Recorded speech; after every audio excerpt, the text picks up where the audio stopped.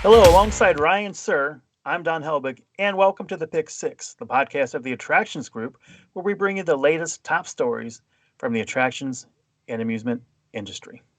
That's right, Don. And before we dive into this week's Pick Six, let me remind our listeners where they can tune into the Attractions Group podcast. You can find us on all your favorite podcast platforms: Apple, Google, Spotify, you know. And make sure you subscribe, like, and follow. By the way, Don, did you know that we recently surpassed 1,000 followers on X? With the CP food blogger Justin Dietz being the 1,000th follower. Justin did not follow us until now? He did not. He was not real active on Twitter. He was more of a Facebook guy. So he started becoming more active again on Twitter. Followed us on the Attractions Group, and was that 1,000th follower. Followed us on Tower Topics. So it's great to have Justin following us, and as he tweets about different things going on with the food, with the Cedar Fair parks, and that we'll certainly integrate his post on our Yeah, he channels. does great work, and it's far beyond just the food, and it's far beyond Cedar Point. It's all of Cedar Fair, really. Um, so if we get 3,000 followers by April 1st, we'll start giving out prizes. No, that is not an April Fool's joke, but we'll start giving out prizes each week to our followers. So if you like cool theme park items, tell your friends to follow us at attractions_GRP. I have a treasure trove of amusement park items that my wife would just love for me to get rid of to create some more space in a couple of our rooms here in the house. So encourage your friends to follow us on X. Absolutely. So, Don, take story number one.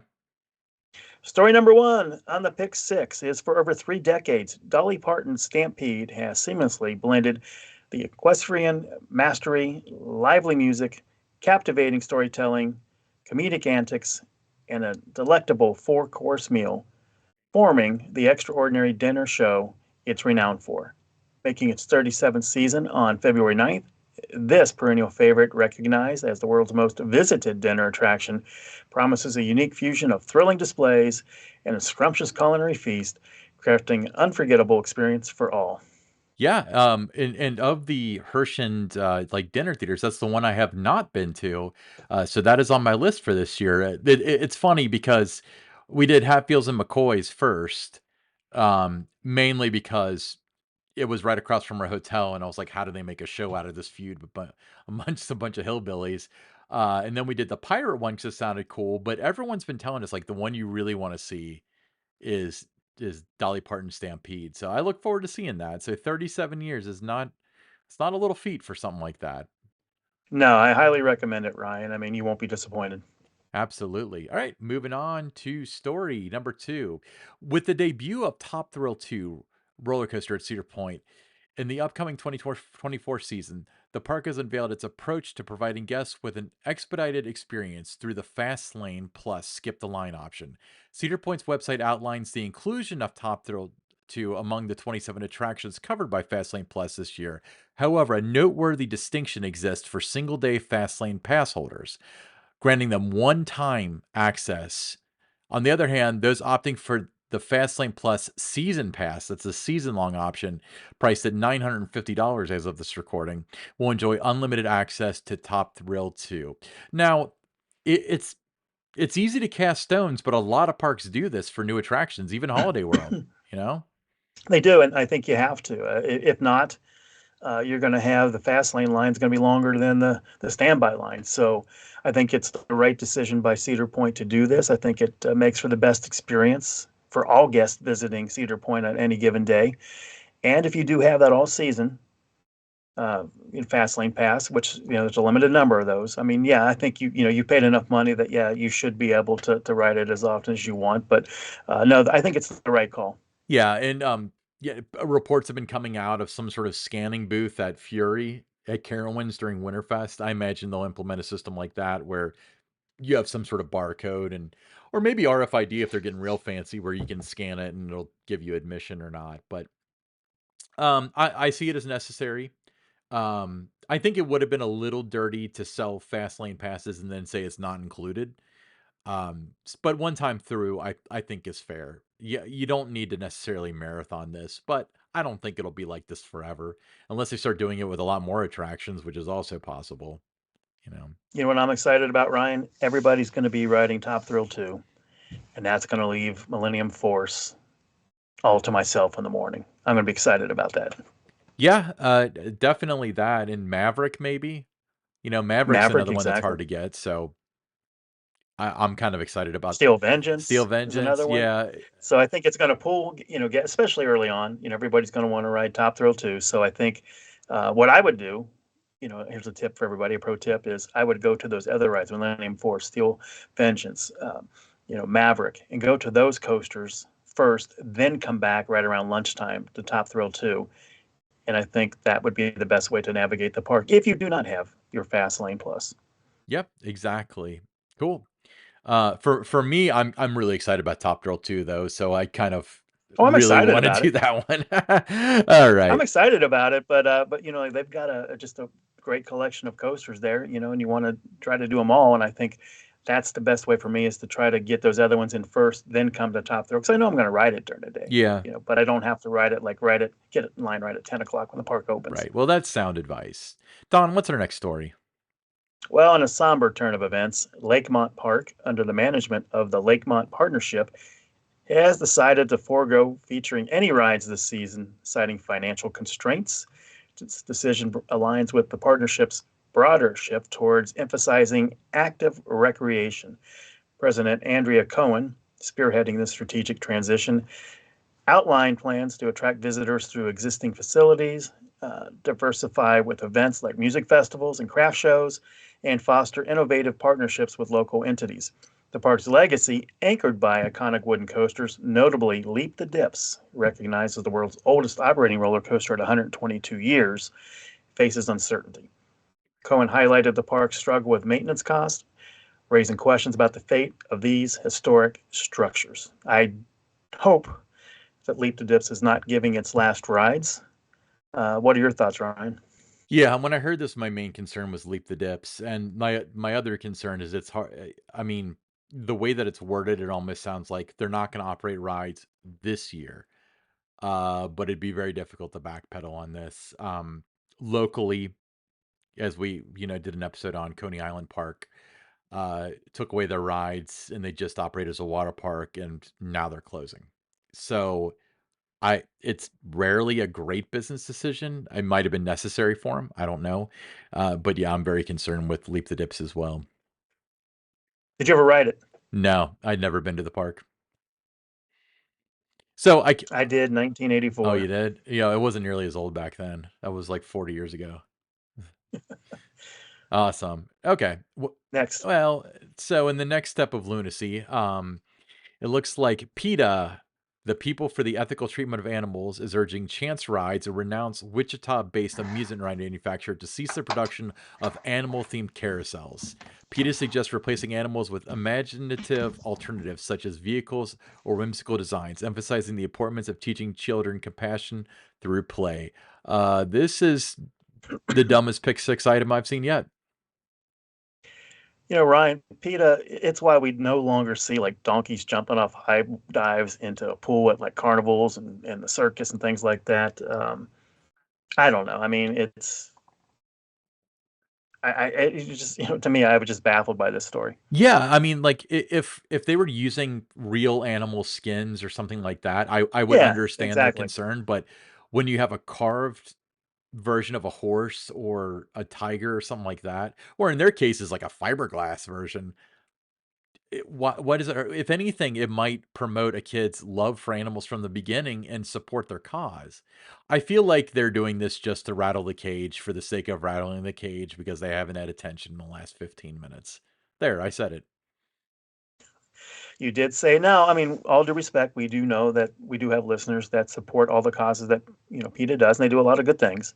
But this is one of those things, like you talked about. We're not talking about real animals or anything. We're talking about wooden, those kind of things. So I don't know. Like I said, it was just one of those stories that I was kind of baffled by. So that's why it's part of the pick six. Yeah, no. Moving Before we on. go on, so Uh, if anybody's listening to this and you sympathize with this, you agree with PETA, leave us a comment and let us know why. I mean, for the sake of fair debate and stuff. I'd love to know why you feel as though PETA is in the right, where this is a necessary battle, why the juice is worth the squeeze. So sorry, Don, go on with your pick six item.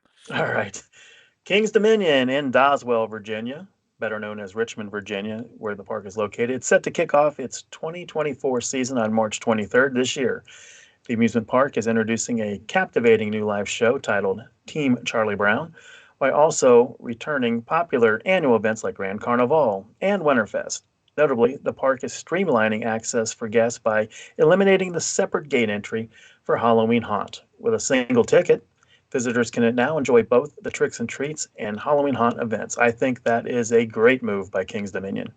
I mean, I think that either way, for those of who don't know, um, King's Dominion had it so Tricks and Treats and Haunt were always the same ticket until last year, and then they changed it so season pass will get you into both, and most tickets will get you into both, but nonetheless, you have to clear the park and then re-enter.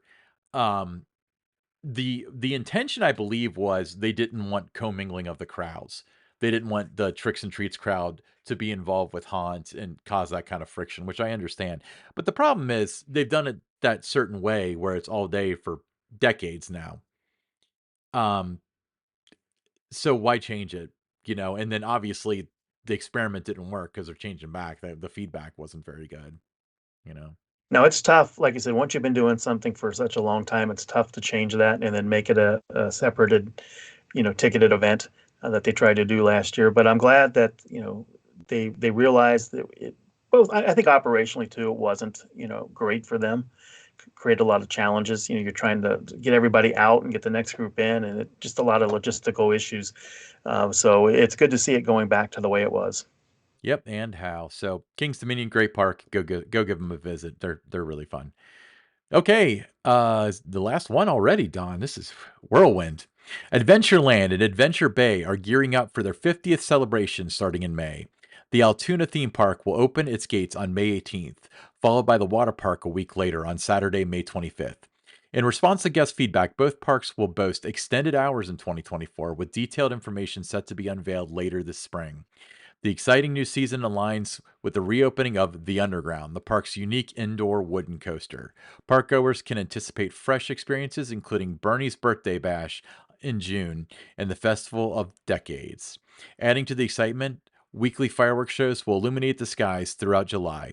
A noteworthy addition to Adventureland's lineup is the relocation of the country music festival Ruckus, previously known as the River Ruckus and traditionally held in Guthrie County. This year, Ruckus takes center stage at Adventureland Park in July, promising a harmonious blend of music and adventure. That sounds like they got a lot going on, doesn't it, Don? It does. I like that, the part where it says they listened to guest feedback and extended their hours. I'm going to be in that area a number of times this summer. Going to be going to Kennywood and Hershey Park. So while I'm in the neighborhood, technically in the neighborhood, being in the state, I'm certainly going to check out the park. Yeah, absolutely. And yeah, I like the guest feedback too, because I think if you ask any guest, it's what's one wish you had? It'd be like, I wish you were open later. I wish you were open more days and stuff. And some parks are going the opposite direction and not opening as much. But it seems like the ones that really listen to the feedback and are in the service of the guests are doing that. So awesome, awesome, awesome. Cool. Hey, let's move on to the listener question. Um, All right. It comes from Dustin Jackson. And he says, with the pending merger, do you think, and this is the merger between Six Flags and Cedar Fair, he said, do you think the new company would expand on the nostalgia and theming respective to the individual parks in the new chain, like we've seen with the Cedar Fair parks in recent years, or just will it remain with the Cedar Fair legacy parks? I don't know. I mean, that's a really good question. Who's responsible? Who's making the decisions? Because the thing about the nostalgia, what that had to do with Cedar Fair Parks was somebody, maybe some top brass, I don't know. I have somebody in mind that it might be, but I'm not going to say their name. Said, you know what, the history of the park is really cool. Let's roll with that. Is that person going to have that kind of influence on all the parks? Maybe. I mean, it's just the Six Flags parks have a lot of cool history too. And, I think the history could sell, so I hope so. And maybe they'll take a page out of Cedar Fair's book to do that. What are your thoughts? Well, I think they would. I don't think it's going to be something you would see, right away in the next, year or two. I think they're gonna need some years to kind of let the dust settle after the merger, and by that time, who's running the show, not only at the very top, but and the other, departments and things that you need to put these, kind of nostalgia type feel and different events and things in the park. Like if you're going to do a 50th anniversary type thing at one of the Cedar Fair parks, well, who's going to be around to take that on and put that together and stuff? So I think you need a couple years for the dust to settle, see who's in place, and then go from there. Absolutely. So great question, Dustin. I am as interested in seeing how this unfolds as you are, sir. But hey, that was another pick six. Make sure you follow us on all of your favorite podcast apps, Apple, Google, Spotify, and so on. Make sure you like, share, and subscribe on YouTube and follow us on X at attractions_GRP. If you want to be like CP Food Blog, follow us on X. All right. Thanks, Don. We'll see everybody next week.